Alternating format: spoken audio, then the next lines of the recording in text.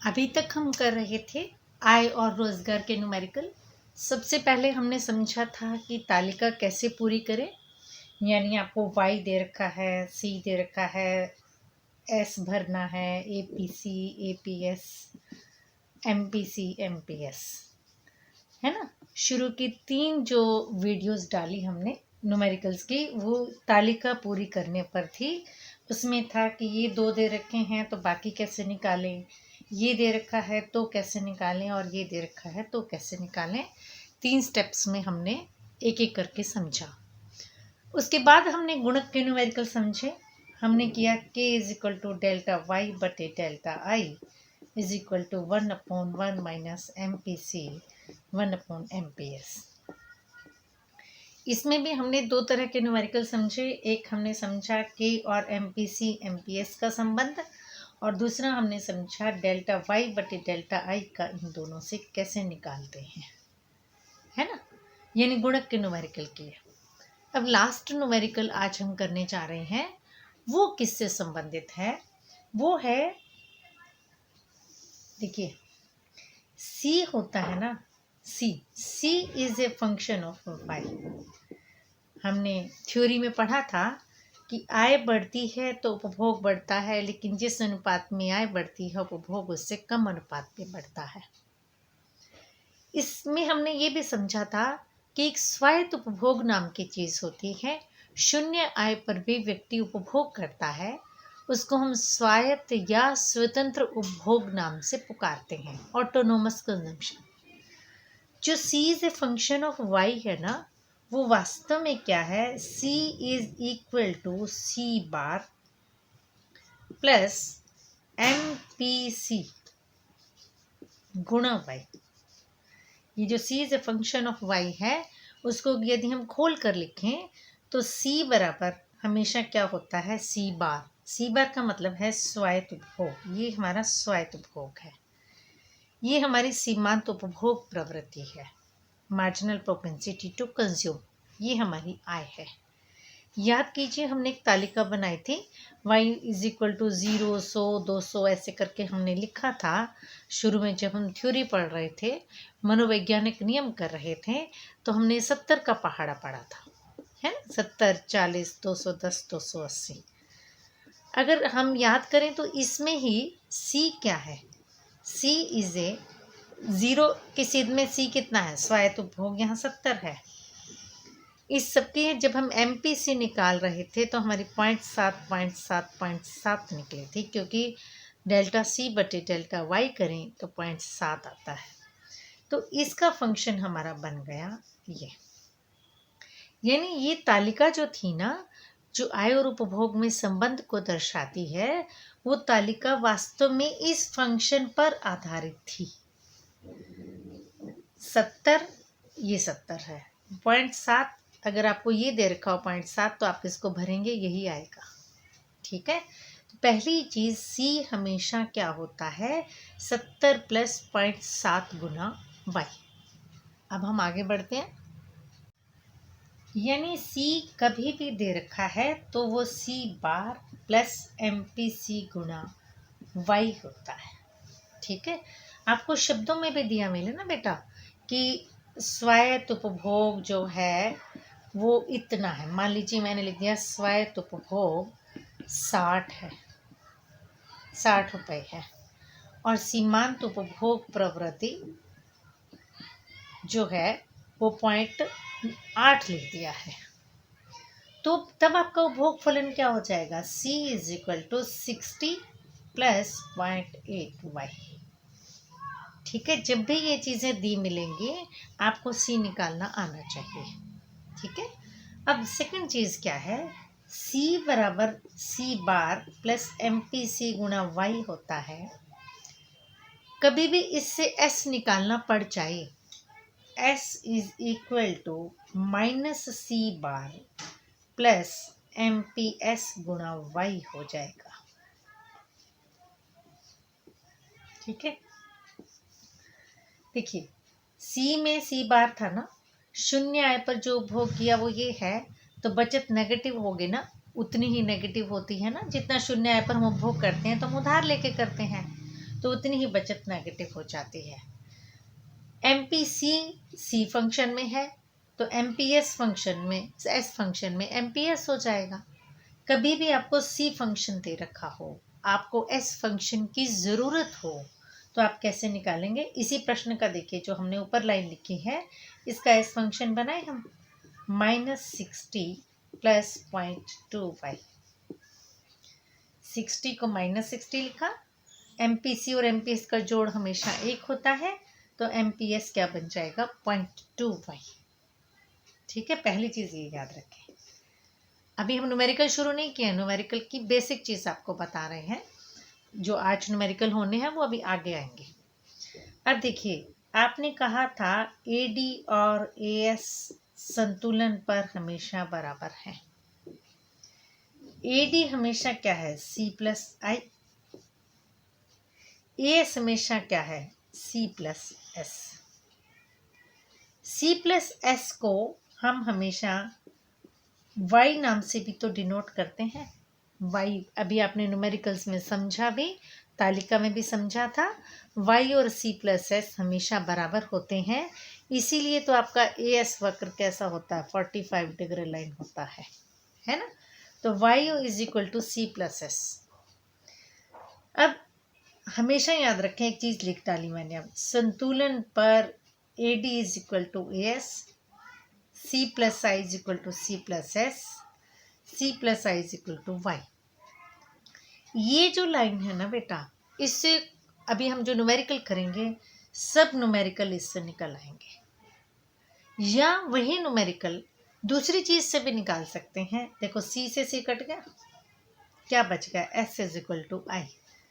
I S से भी वो सब न्यूमेरिकल निकल जाते हैं जो Y C+I से निकल जाते हैं। इसीलिए मेरी जो बुक आपके पास है, जो बुक मैंने लिखी है, उसमें कुछ न्यूमेरिकल मैंने इससे करके दिखा रखे हैं और कुछ न्यूमेरिकल मैंने इससे करके दिखा रखे हैं, ताकि बच्चों को दोनों समझ आ जाए। जो आपको आसान लगे दोनों में से आप उसको पकड़ लीजिए, वो न्यूमेरिकल इससे भी निकलेगा और इससे भी निकलेगा। अब हम न्यूमेरिकल शुरू करने जा रहे हैं, करते हैं एक न्यूमेरिकल। देखिए, Y = C+I है संतुलन पर, हम इसी से करके दिखाते हैं। S = I के खुद प्रैक्टिस करके देखना। Y = C की जगह मैं लिख सकती हूँ ना, C बार + MPC × Y। C हमेशा किसके बराबर होता है? इसके बराबर होता है, अभी अभी मैंने बताया था। C का फंक्शन लिखना हो, C is always = C bar + MPC × Y, plus I को I लिख दिया। यानी इस लाइन को यदि मैं खोल कर लिख दूं तो हमारी ये लाइन बन जाती है।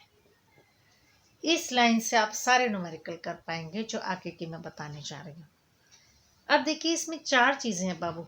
देखो, एक तो Y चीज़ है, एक C बार चीज़ है, एक MPC चीज़ है, Y तो फिर से Y आ गया, और एक I चीज़ है। 4 में से आपको कोई भी 3 चीज़ें दी हुई मिलेंगी, आप चौथी निकाल दीजिए ना। आप सीधा लिखिए, हम जानते हैं Y = C+I होता है, therefore Y = C bar + MPC × Y + I। यहाँ तक ये फार्मूला है, ठीक है। अब इन 4 चीज़ों में से आपको कोई 3 दी हुई मिलेंगी, इसमें वैल्यू पुट कीजिएगा, चौथी आंसर निकल आएगा। अब देखिए, हम एक क्वेश्चन करते हैं। मान लीजिए आपको क्वेश्चन दे रखा है, स्वायत्त उपभोग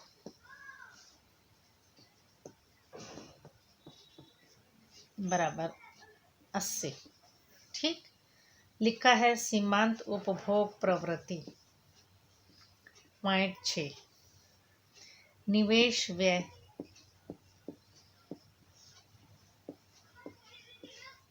2000। कहा गया आय या राष्ट्रीय आय। सब बच्चे यहाँ ध्यान दें, राष्ट्रीय आय अक्षर देख के घबराना नहीं, क्योंकि मैक्रो इकोनॉमिक्स में आय राष्ट्रीय आय एक ही बात होती है। राष्ट्रीय आय ज्ञात करें या आय ज्ञात करें। सबसे पहले आपने लिखना है, दिया गया है ये, ठीक है। इस स्वायत्त उपभोग = C बार = इतना, MPC = 0.6, I = 2000। y is equal to कितना। फिर लिखोगे हम जानते हैं y is equal to C plus I, ये इज इक्वल टू ये। अब इन सब की वैल्यू पुट कर दी, therefore y is equal to 80 plus 0.6y plus 2000।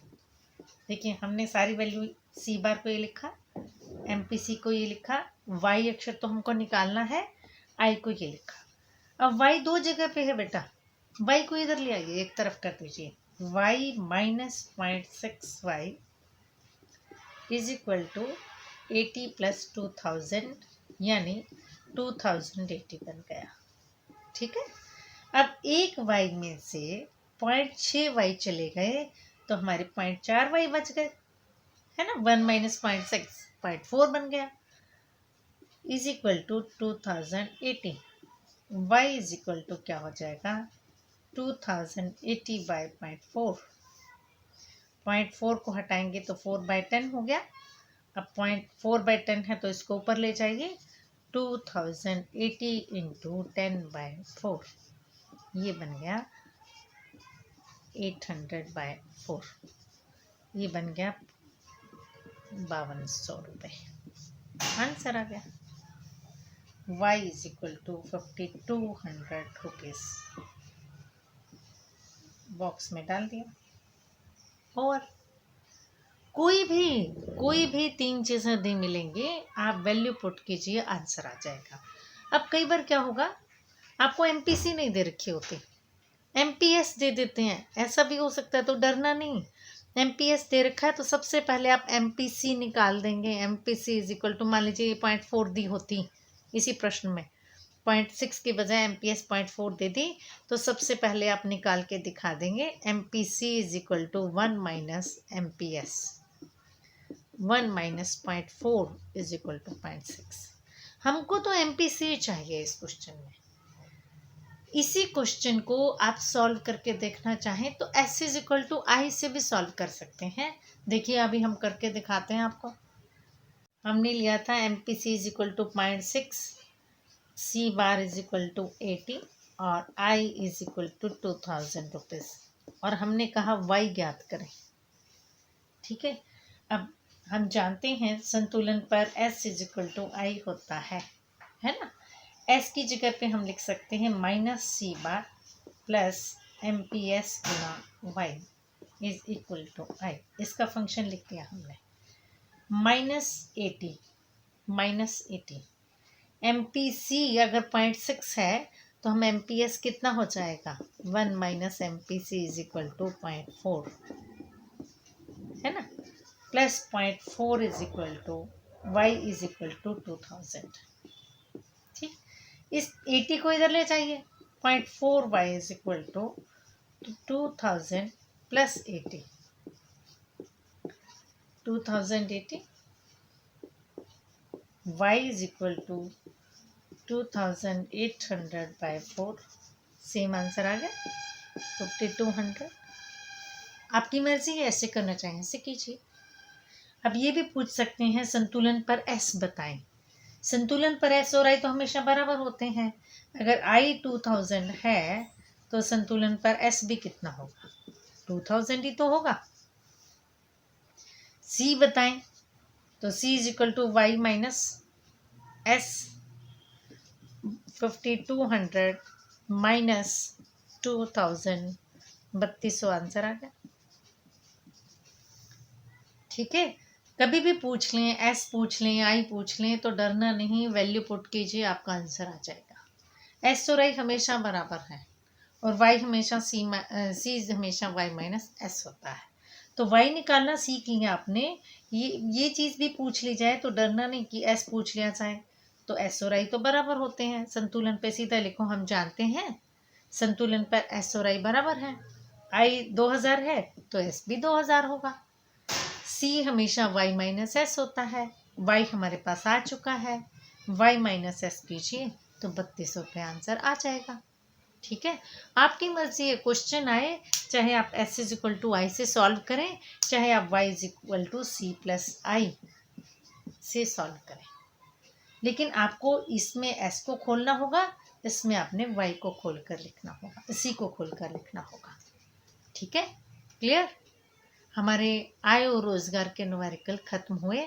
सभी बच्चे जिन बच्चों ने पुरानी वीडियो नहीं देखी हैं, 5 वीडियो मैंने न्यूमेरिकल की छोटी छोटी हैं, 5 मिनट 10 मिनट से ज़्यादा की नहीं है। एक तरह की एक दिन में कीजिए, है ना, यानी एक स्टेप कीजिए, उसकी खूब प्रैक्टिस कीजिए। 8-10 क्वेश्चन अपनी ओर से लिखकर या मेरी बुक में दिए हैं उनको उठा उठा के कर दीजिए। खुद भी लिख सकते हैं, कोई दिक्कत नहीं है। फिर सेकंड स्टेप उठाइए और कर डालिए, फिर थर्ड स्टेप, यानी 6 तरह टोटल मैंने 6 टाइप्स के न्यूमेरिकल आपको बताए, एक एक करके अलग अलग करके।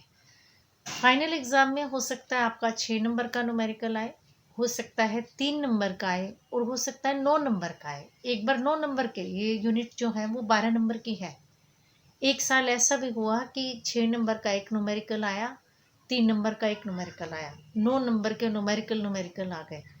तो ये पेपर सेटर पर डिपेंड करता है कि वो न्यूमेरिकल देता है या नहीं देता है। देता है तो 3 नंबर का देता है, 6 का देता है या 9 का देता है। कितने मार्क्स का आएगा ये कुछ भी नहीं लिखा हुआ है, लेकिन ये आपको आने चाहिए। ये तो बेसिक चीज़ है, आगे जाकर जब आप पढ़ेंगे मैक्रो तो ये सब आपको काम में आएगा। ठीक है, तो उम्मीद करती हूँ ये सारे न्यूमेरिकल आपको क्लियर हुए। कुछ भी पूछना हो तो पूछ सकते हैं आप।